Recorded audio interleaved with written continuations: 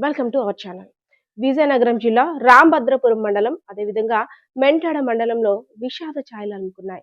శేఖర్ అనే వ్యక్తి రోడ్డు ప్రమాదం కారణంగా మృత్యువాత పడడంతో రెండు ప్రాంతాల్లో కూడా విషాద ఛాయలు అనుకున్నాయని చెప్పుకోవచ్చు. 12 రోజుల క్రిందట మగబిడ్డకి జన్మనిచ్చింది శేఖర్ యొక్క భార్య. సో 12 రోజుల పసికందును చూడ్డానికి ఎన్నో ఆశలతో, సరికొత్త ఆశయాలతో బొమ్మలు అన్ని కొనుక్కొని నా బిడ్డను చూడ్డానికి వస్తున్నానంటూ భార్యకి ఫోన్ చేశాడు శేఖర్. మీ నాన్న మరి కాసేపట్లో నిన్ను నన్ను చూడ్డానికి వస్తున్నాడు.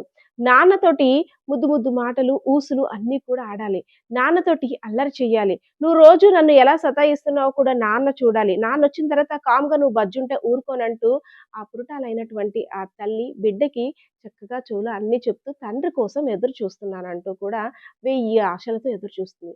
కానీ అనుకోని విధంగా ఒక ఫోన్ కాల్. శేఖర్ చనిపోయాడు. రోడ్డు ప్రమాదం అయింది. అసలేమైంది శేఖర్? బిడ్డ కోసం వస్తున్న శేఖర్‌పై ఎందుకు విధి కన్నెర్ర చేసింది? సో, గజపతి నగరం నుండి రాంభద్రపురం మధ్యలో ఉన్నటువంటి మరుపల్లి హైవేపై స్పీడ్‌గా వస్తున్నటువంటి ఒక కార్ బైక్ ఢీకొనడంతో శేఖర్ అక్కడికక్కడే చనిపోయాడు. కార్‌లో ఉన్నటువంటి ప్రయాణికులందరూ కూడా సేఫ్‌గా బెలూన్స్ ఓపెన్ అయ్యాయి కాబట్టి వారు కూడా సేఫ్‌గా ఎటువంటి ప్రమాదం లేకుండా స్వల్ప గాయాలతో బయటపడ్డారు. ఏదైతేనేం ఇంకా ముక్కు పచ్చలారని పసికందు. కళ్ళు కూడా తెరవలేదు. నాన్న మాటలు ఇంకా చెవిన కూడా పడలేదు. నాన్న స్పర్శ ఇంకా నన్ను తాకనీనా తాకలేదు. నన్ను చూడ్డానికి నాన్న వస్తున్నాడు. కానీ ఇప్పుడు నాన్న దేవుడి దగ్గరికి వెళ్ళిపోయాడు అని ఆ పసిబిడ్డకి తెలియదు కదా! సో, ఈ సంఘటన తెలిసిన తర్వాత ఎవరైతే మృతుడు శేఖర్ ఉన్నాడో, శేఖర్ యొక్క భార్య కన్నీరు మున్నీరుగా విలిపిస్తుంది.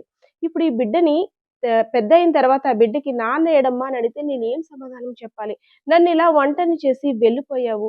బండి ఎంత స్పీడ్‌గా డ్రైవ్ చేసినా హెల్మెట్ పెట్టుకున్నప్పుడు కూడా ఇలాంటి రోడ్డు ప్రమాదాల కారణంగా ఒక పెద్ద దిక్కుని కుటుంబ సభ్యులు కోల్పోతున్నారు అనడానికి ఉదాహరణే ఈ సంఘటన అని చెప్పుకోవచ్చు. రోడ్డు ప్రమాదాలు ఏ నిమిషం ఎలా సంభవిస్తున్నాయో కూడా తెలియట్లేదు. ఇంటి దగ్గర నుండి బయలుదేరిన వ్యక్తి ఇంటికి క్షేమంగా తిరిగి వస్తాడో లేడో అని కూడా ఒక ప్రశ్న అయితే మాత్రం ప్రశ్నగానే మిగిలిపోతుంది.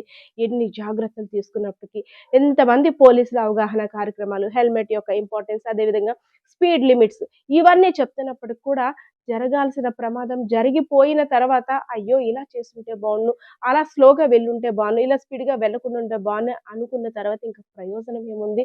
సో, ఆ పసిబిడ్డకి తండ్రి లేకుండా అయిపోయిందనైతే మాత్రం గ్రామస్తులందరూ కూడా కన్నీట పర్యంతమవుతున్న పరిస్థితి కనిపిస్తుంది. ప్రతి ఒక్కరు కూడా రోడ్డు ప్రమాదాల పట్ల అప్రమత్తంగా ఉండాలని పోలీసులు కూడా హెచ్చరికలు జారీ చేస్తున్నారు.